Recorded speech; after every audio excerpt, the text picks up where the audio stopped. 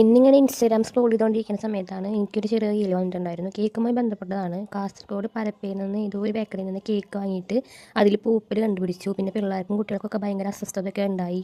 അങ്ങനത്തെ ഒരു റീൽ കണ്ടിട്ടുണ്ടായിരുന്നു. അപ്പോൾ അതിൻ്റെ കമൻറ്റ് വായിച്ചപ്പോൾ എനിക്ക് തോന്നിയത് എല്ലാവരും പറയുന്നത് ഹോം ബേക്കേഴ്സൊക്കെ ഇഷ്ടം പോലെ ഇല്ലേ, അവരുടെ അടുത്ത് നിന്ന് വാങ്ങിക്കൂടെയാണ്.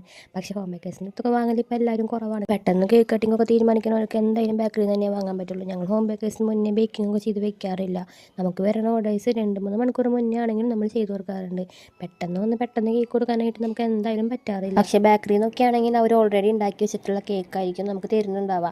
അപ്പോൾ അത് നമ്മൾ കഴിക്കുന്നതിന് മുന്നേ നമ്മളത് ജസ്റ്റ് ഒന്ന് ടെസ്റ്റ് ചെയ്ത് നോക്കിയിട്ടെങ്കിലും കഴിക്കുക.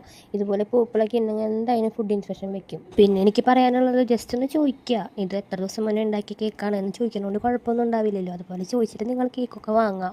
പിന്നെ നിങ്ങളുടെയാണ് പൈസ, നിങ്ങളുടെയാണ് ആരോഗ്യം, നിങ്ങളാണ് ചൂസ് ചെയ്യുക. അപ്പോൾ കഴിവതും പരമാവധി ഫ്രഷ്ലി ഹോം മെയ്ഡ് കേക്ക്സ് തന്നെ വാങ്ങി കഴിക്കാൻ നോക്കുക. ബേക്കറിയിൽ നിന്ന് കഴിക്കുന്നവർ ഇങ്ങനെ ചെറിയ കാര്യങ്ങളൊക്കെ ശ്രദ്ധിക്കുക. അപ്പോൾ നമ്മുടെ കേക്കൊക്കെ അടിപൊളിയായിട്ടുണ്ടായിരിക്കും. അപ്പോൾ ഇന്നത്തെ വീഡിയോ ഇഷ്ടപ്പെടുകയാണെങ്കിൽ ലൈക്ക് ആക്കിക്കോ. വല്ല സജഷൻസ് എങ്ങാനും പറയുകയാണെങ്കിൽ കമൻറ്റ് ആക്കിക്കോ. അടുത്ത വീഡിയോ കാണാം. ടാറ്റാ.